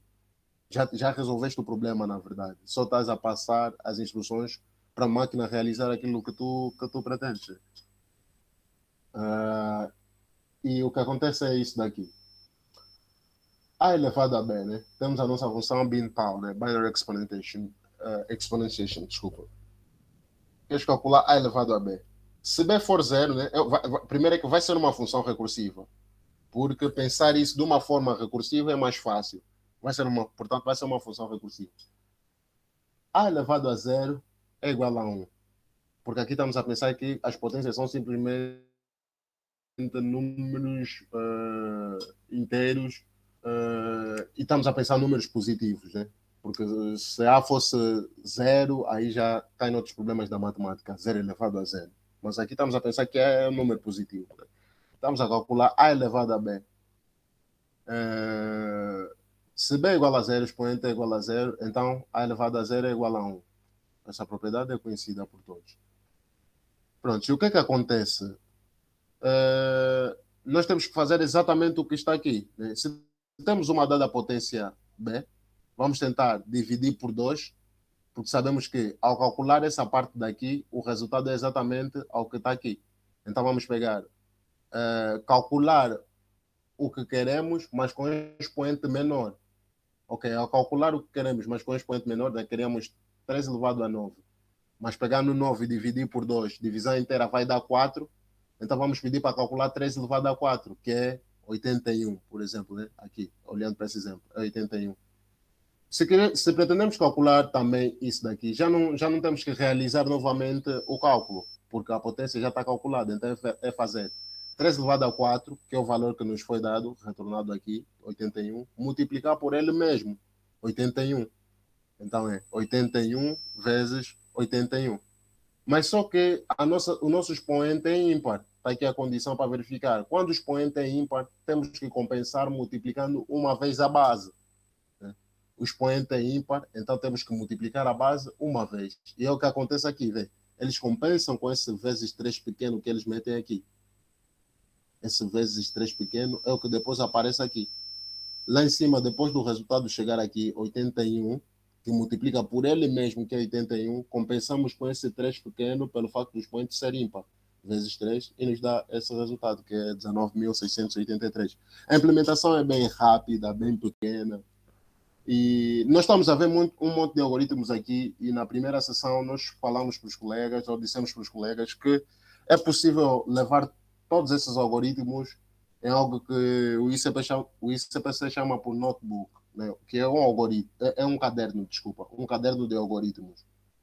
Os colegas podem preparar, acho que são 30 páginas para levar algoritmos, porque nem todos esses algoritmos os colegas precisam ter em mente. Né? Com o tempo, talvez os colegas vão começar a resolver muitos problemas e alguns algoritmos vão ficar em mente, mas existem outros que são mais extensos ainda, que nem adianta ter em mente. Podem levar sempre no caderno. Podem, por exemplo, meter esse algoritmo de cálculo de potências rápidas no caderno. Uma chamada de atenção. O PAL, por exemplo, o PAL que está implementado em C++ e em Java, não usa isso daqui. Usa mesmo aquele nosso método tradicional que é de multiplicar várias vezes. Né? Multiplicar várias vezes e, portanto, tem complexidade linear. Mas o do Python, por exemplo, ele implementa isso daqui, que é a exponenciação binária. Portanto, tem complexidade logarítmica, que é muito rápido.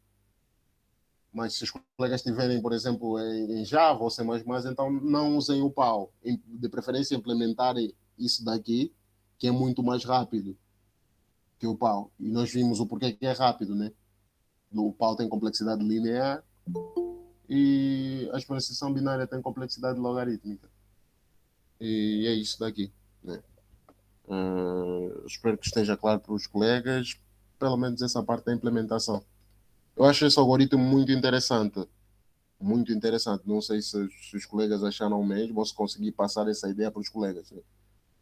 O mais importante é os colegas aqui conseguirem compreender isso.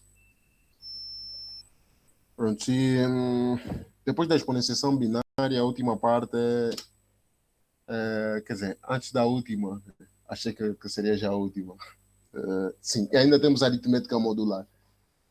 Em muitos problemas, os colegas vão ser pedidos, por exemplo, será pedido aos colegas para imprimirem uma resposta, módulo alguma coisa, print the answer, módulo, depois dá um número qualquer ali. E o módulo é o que nós já conhecemos, é mesmo o resto da divisão, né? É o resto da divisão, por exemplo, o resto da divisão de 42 por 8 é o mesmo que o resto da divisão de 10 por 8, que é 2. No caso. Caso do expoente negativo, o colega perguntou agora. Caso do expoente negativo também vai funcionar. Caso do expoente negativo vai funcionar. Só não funciona em dois casos, tipo expoente zero, que já é um problema da matemática, indeterminação zero elevado a zero. E o outro caso onde temos problemas é expoentes fracionários, por exemplo, ou decimais. Se o expoente for decimal, nós já não temos isso. Base zero, no caso. Não percebi, colega. Desculpem, eu não estava atento ao chat, olhei aqui agora e vi que um colega perguntou. Gostaria mesmo de esclarecer antes de avançarmos. De preferência, questionar novamente, para eu conseguir perceber. O colega disse indeterminação seria expoente zero. Sim, base zero, base zero. Obrigado, obrigado. É isso, base zero. Zero elevado a zero. Sim, base zero é onde temos problema. Obrigado, é exatamente isso.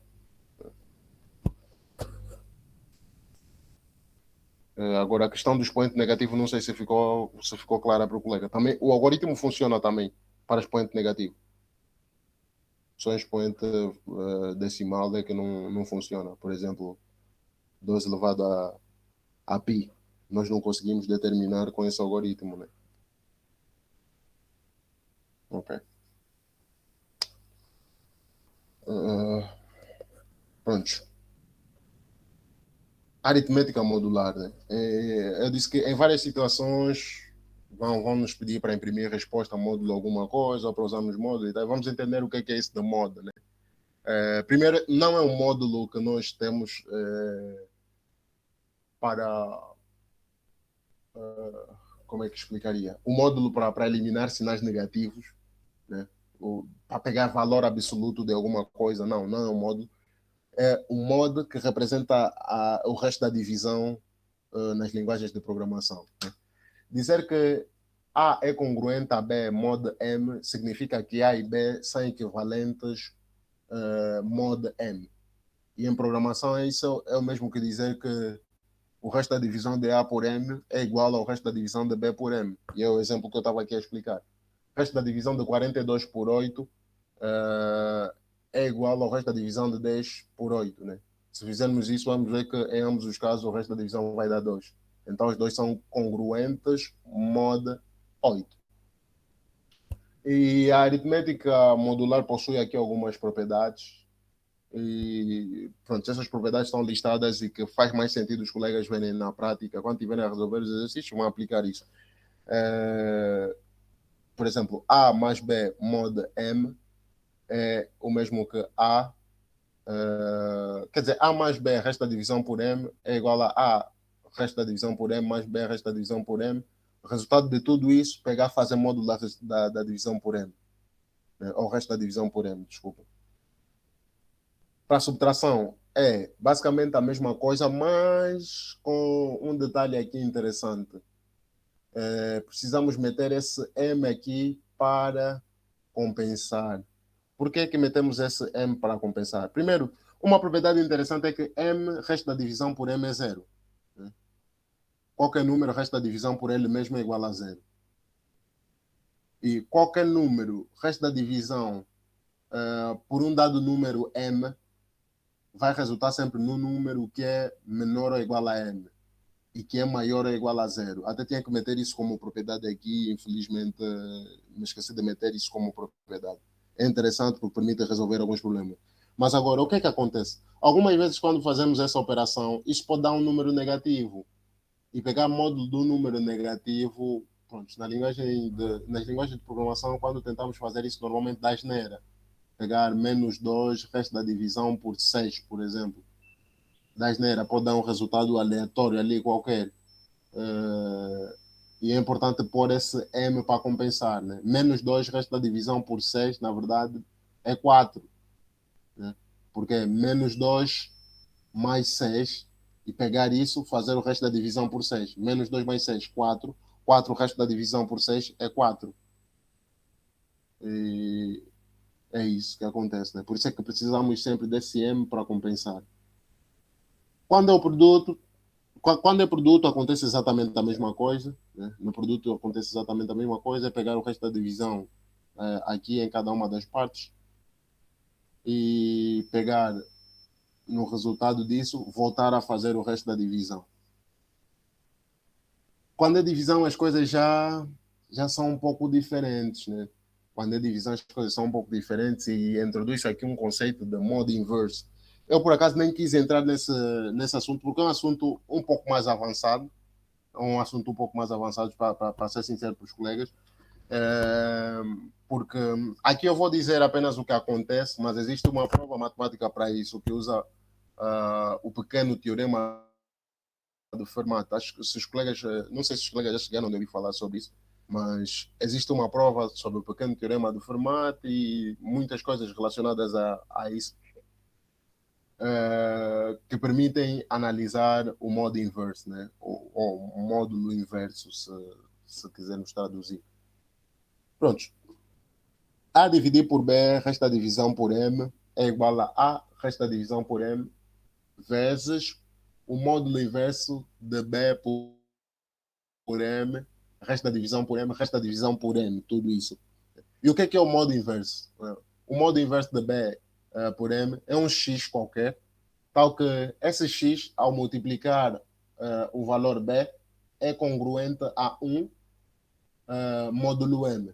Essa explicação aqui, acredito que passa a ser já um pouco estranha para os colegas e é muito matemática, por isso é que eu não quis explicar isso para os colegas, porque talvez nesse momento vai fazer muita confusão, até porque estão a começar, quer dizer, muitos estão a começar agora em programação competitiva, então pode fazer confusão para os colegas.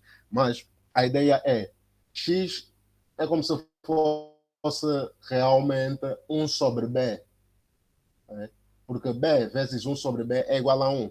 Mas só que não existe 1 sobre B como tal quando estamos a trabalhar com modo inverse ou quando estamos a trabalhar em teoria de números. Né? Em teoria de números, trabalha-se com números inteiros. E 1 sobre B nem sempre é um número inteiro. Por isso é que entra o conceito de modo inverse. Né? Na verdade, vai ser um número que multiplicado por B passa a ser congruente a um módulo M. É um número que representa o 1 sobre B. Se pensarmos em números reais diferentes de zero, se pegarmos B e multiplicarmos por 1 sobre B, isso vai dar exatamente igual a 1. Mas só que quando estamos a trabalhar com números inteiros, 1 sobre B nem sempre é um número inteiro. E nós não podemos fazer isso assim, pegar, meter aqui 1 sobre B, por isso é que existe o modo inverso. E pronto, o modo inverso nem sempre existe. O modo inverso nem sempre existe. É importante dizer isso e que aquela prova matemática que eu estava a dizer sobre o pequeno teorema do Fermat e tudo mais, explica o porquê que nem sempre existe.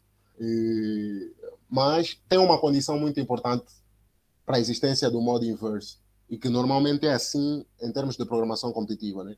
Quando estivermos a trabalhar com programação competitiva, o módulo, né, no caso o M, vai ser quase sempre um número primo.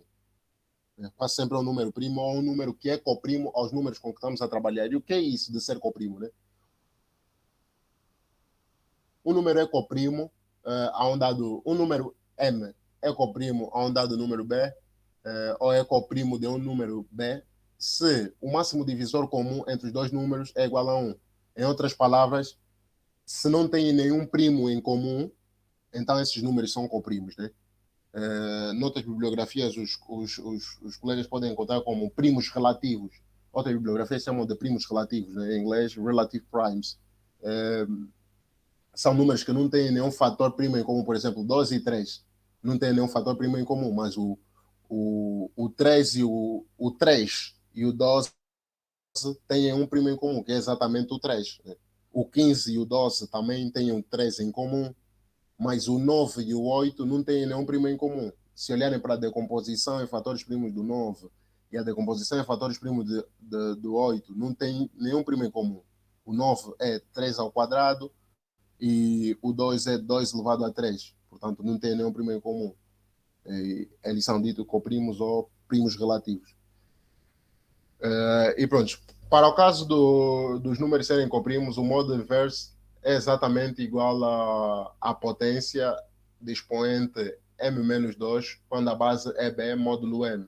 Ou seja, fazer b elevado a m-2, módulo m, dá-nos exatamente o modo inverso de b, quando trabalha-se com o módulo m.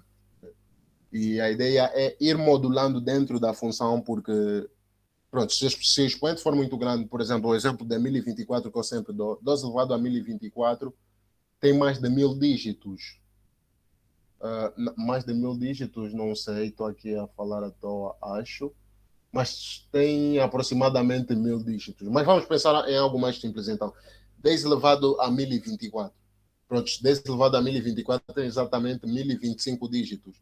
Se queres meter o programa a calcular 10 elevado a 1024, isso não vai caber no inteiro, nem no long long, né? Porque são 64 bits apenas para long long, por exemplo, em C++. E não vai dar para guardar todo esse número. E é dali onde nós começamos a usar módulos para ter que reduzir o número, né? Porque uma propriedade dos módulos é depois de fazeres o resto da divisão vai ser sempre menor ou igual ao número que fizeste o resto da divisão. O resto da divisão por 5 vai dar sempre o número que está entre 0 e 4. Então, em programação cognitiva, usa-se muito isso. Por vezes, tu tens que calcular coisas muito grandes, mas como não tem como imprimir coisas muito grandes, ou não tens como guardar coisas muito grandes, usas o módulo, né? O resto da divisão para reduzir isso. Então, os colegas têm que dominar essas propriedades. Acho que na prática fica mais claro, depois com exemplos. Os colegas vão ver isto também na prática. O concurso que vamos abrir hoje tem alguns problemas que envolvem isso e os colegas vão compreender muito bem isso na prática. Né? Mas esse assunto do modo inverso, como eu disse, é um assunto um pouco mais avançado, mas não quis deixar de fora também.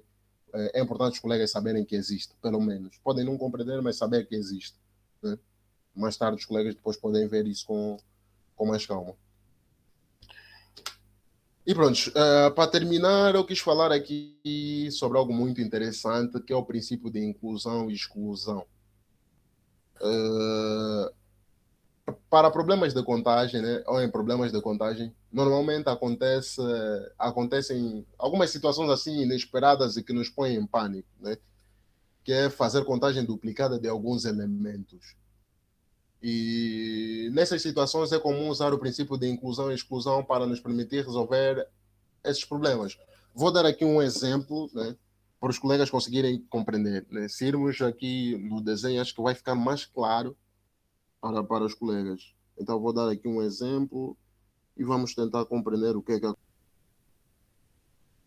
acontece. Desses números aqui, queremos determinar aqueles que são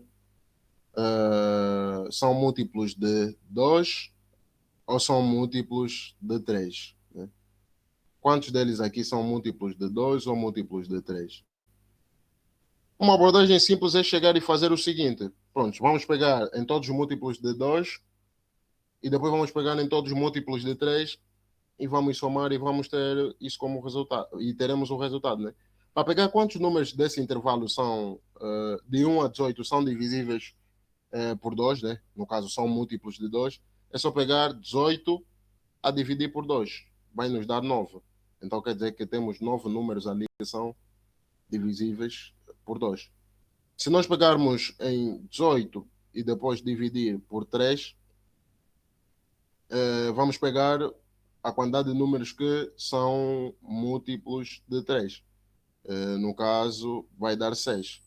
Ao fazermos essa conta, o resultado vai dar exatamente 15. O resultado vai dar 15. Resultado de 9 mais 6. O que nos faz perceber que não, existem 15 números que são divisíveis ou por 2 ou por 3. Mas o que é que acontece? Vamos ainda contar e ver se isso é verdade, né? Prontos. 2 é divisível por 2. O 3 também. O 3 é divisível por 3, desculpa. O 4 é divisível por 2. 5 não. O 6 é. O 8 é divisível também por 2. O 3 é divisível. O 9 é divisível por 3, desculpa. O 10 é divisível por. O 10 é divisível por 2. 12 por 12 e por 3 também. 14, idem. 15 também. É divisível por 3. O 16 é divisível por 2. E o 18 também é divisível por 2. Vamos ainda contar para ver quantos são, né? 1, 2, 3, 4, 5, 6, 7, 8, 9, 10, 11, 12. Uau! Deu 12. Como é possível? E aqui temos resultado 15. O que nós fizemos, na verdade, foi pegar os múltiplos de 12 e somamos pelos múltiplos de 3. Não. Então vamos dizer, talvez essa conta que fizemos é que estava errada, né? Vamos ainda ver os múltiplos de 2. Os múltiplos de 2 são quantos? Tem que dar 9. 1, 2, deixa eu trocar até a cor. 1, 2, 3, 4, 5, 6, 7, 8, 9. Então essa conta daqui está certa. Talvez a outra que está errada. Vamos ainda ver. Múltiplos de 3, quais são? 1, 2, 3, 4, 5, 6. Uhum. Mas essa conta também está certa. Por que o resultado está errado? Nós queremos pegar múltiplos, números que são divisíveis ou por 2 ou por 3. Pegamos, fizemos a conta, nos deu 15. Verificamos aqui, parece que era suposto dar 15, mas quando contamos no geral dá 12, que é um número menor que 15. O que está acontecendo aqui, na verdade, é que nós estamos a contar alguns números de forma duplicada. Dentro daqueles que são múltiplos de 2, existem aqueles que são múltiplos de 2 e de 3 simultaneamente. Esses estão a ser contados 2 vezes. Reparem, números como 6 é divisível tanto por 2 quanto por 3. Números como 12 também é divisível por 2 e por 3. E o próximo exemplo é número como 18, que também é divisível por 2 e por 3. Esses foram contados 2 vezes. Foram contados quando estávamos a contar os divisores. Os múltiplos de 9 e quando estávamos a contar os múltiplos de 6. Por isso é que a conta deu a mais. Então, o que é que precisamos fazer? Se eles foram contados 2 vezes, devem ser eliminados uma vez. Então, é pegar no total que temos e tirar aqueles que são múltiplos de 2 e 3 simultaneamente, que são esses 3 que contamos aqui. O 6, o 12 e o 18. São 3, então tiramos 3. E ficamos com 12, que é a resposta correta. A ideia do princípio de inclusão e exclusão é exatamente essa. O que aconteceu? Primeiro, incluímos todos, né, os múltiplos de 2 e os múltiplos de 3, e depois excluímos aqueles que são múltiplos simultâneos de 2 e 3. Né? E ser múltiplo simultâneo de 2 e 3 é a mesma coisa do que dizer que é um múltiplo de 2 vezes 3, ou seja, é um múltiplo de 6. Eliminamos aqueles que são múltiplos de 6, que no caso eram 3 números. E nós vimos aqui, comprovamos que também eram 3 números. Em problemas de contagem isso acontece com frequência. Vamos contar primeiro de uma forma, mas vamos ver que o resultado está dando mais do que aquilo que esperávamos. O que é que está acontecendo? Alguns, na verdade, foram contados mais do que uma vez. Então, temos que eliminar esses. Essa ideia de incluir todos no início e depois ficar a remover alguns chama-se princípio de inclusão e exclusão. É interessante para resolver muitos problemas e os colegas terão problemas em vários concursos que vão exigir que os colegas usem exatamente essa abordagem. Né? E no concurso de hoje, acredito que pusemos também aí um ou dois problemas que fazem o uso dessa ideia. Se olharmos para os slides, acho que nos slides tem uma representação assim também um pouco mais gráfica. Deixa eu ver. Acho que tem uma representação também um pouco mais gráfica. Os colegas também podem perceber a partir dali o que é que está a acontecer para além da minha explicação. Pronto, aqui tem isso, né? Ali estávamos a trabalhar apenas com dois conjuntos, no exemplo que eu dei, que era o conjunto dos múltiplos de 2 e o conjunto dos múltiplos de 3. Mas aqui tem três conjuntos. Imaginem que queremos pegar agora os números que são múltiplos de 2, ou de 3, ou de 5. Imaginem que o conjunto A são os múltiplos de 2, conjunto B, múltiplos de 3, conjunto C, múltiplos de 5. O que nós queremos é aqueles que são ou múltiplos de A, de B ou de C. Então queremos somar tudo isso daqui, queremos somar tudo isso. Mas se começarmos por incluir, somar tudo, né? Somar todos os conjuntos, vamos ver que alguns vão ser duplicados. Por exemplo, aqueles que são múltiplos de 2 e 3 simultaneamente vão ser contados duas vezes. Então temos que começar a eliminar. Aqui fica muito intuitivo porque está a representação em conjunto. O que é que acontece? Inicialmente vamos incluir todos os que são múltiplos de 2, de 3 e de 5. Depois temos que eliminar os que são múltiplos de 2 e 5 simultaneamente, no caso, de 2 e 3, os que são múltiplos de 2 e 3 simultaneamente, tanto são múltiplos de 6, temos que eliminar. Os que são múltiplos de 2 e 5 simultaneamente, ou seja, os múltiplos de 10 também foram contados duas vezes, temos que eliminar. Os múltiplos de 3 e 5, no caso, múltiplos de 15, também devem ser eliminados, mas só que ao fazer essa eliminação, acabamos por eliminar aqueles que são múltiplos de 2, 3 e 5 simultaneamente. Por exemplo, o 30 não entraria nessa conta. Então temos que voltar a adicionar. É aqui onde adicionamos múltiplos de 2, 3 e 5 simultaneamente, ou seja, múltiplo de 2 vezes 3 vezes 5, que é 30. Adicionamos esses números também. Então, essa ideia de ficar a incluir coisas, depois remover algumas coisas para que no fim não possamos ter uma conta onde existem coisas duplicadas, chama-se princípio de inclusão e exclusão, e é muito comum aqui em programação competitiva. Então, se os colegas dominarem isso, é uma mais-valia, né? E permite resolver muitos problemas. Os colegas que já estudaram combinatória sabem que algumas